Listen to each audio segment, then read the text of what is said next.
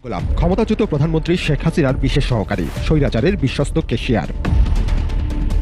প্রধানমন্ত্রীর কার্যালয়ে জায়গা পেয়ে ভয়ঙ্কর হয়ে ওঠেন গোলাপ। অর্থের নেশা পেয়ে বসে থাকে, ক্ষমতার অপব্যবহার করে দুহাতে কামান অর্থ। অন্তত 10,000 কোটি টাকার মালিক হন অল্প সময়ে, যার একটি অংশ চলে যায় যুক্তরাষ্ট্রে থাকা হাসিনা পুত্র সজীব ওয়াজেদ জয়ের কাছে।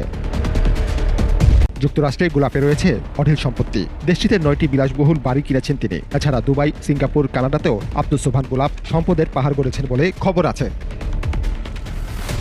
বিতর্কিত ব্যবসায়ী এস আলমের ভাড়াটে হয়ে দেশের জনপ্রিয় স্যাটেলাইট টিভি চ্যানেল 21 টেলিভিশনও প্রায় 8 বছর দখলে রাখেন আব্দুস সোবহান গোলাপ। পুরস্কার হিসেবে গোলাপের স্ত্রী গুলশান আরাকে করা হয় 21 টেলিভিশনের পরিচালক।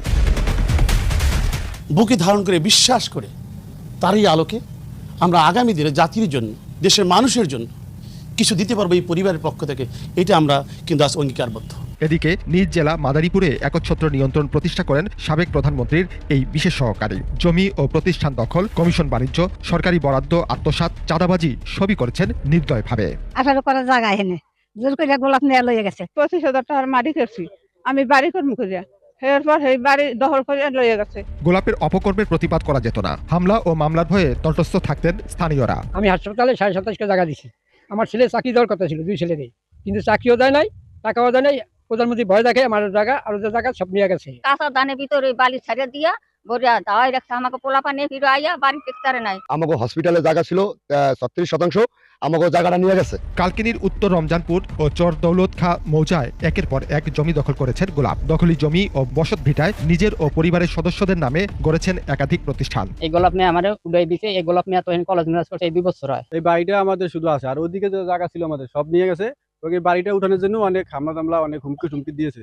এছাড়া ক্ষমতার দাপটে বিভিন্ন প্রতিষ্ঠানের নাম নিজের নামে নামকরণ করেছেন। এ থেকে বাদ যায়নি মসজিদও। এলাকার নির্মিত মসজিদও নিজ নামে নামকরণ করেছেন আব্দুস সোবহান গোলাপ। এই যে ভবন করছে আমাদের দোকানপাট ভাঙ্গা, গোলাপ ভাই নিজে নিয়া এই কলেজের লাইব্রেরির জন্য আমাদের জায়গা আমাদের না কইরা লয়ে গেছে, বালি বর্ষে আমাদের জিগেও নাই। গোলাপের মুক্তিযোদ্ধা সনদ নিয়েও ঘোর আপত্তি বীর মুক্তিযোদ্ধাদের। গোলাপ নানান জায়গায় প্রচার করে বেড়াইছে যে আমার সাথে সে ট্রেনিং দিছে এবং যুদ্ধ করছে, কিন্তু আমার জানা মতে সে আমার সাথে ছিল না এবং যুদ্ধ করছে এও আমি জানি না, কিন্তু আসলে সে মুক্তিযোদ্ধা কিনা আমার সেটা ভালো করে জানাও না। হাসিনার পতনের পর তার বিরুদ্ধে মামলা করেছেন এক বীর মুক্তিযোদ্ধা সহ 5 ভুক্তভোগী।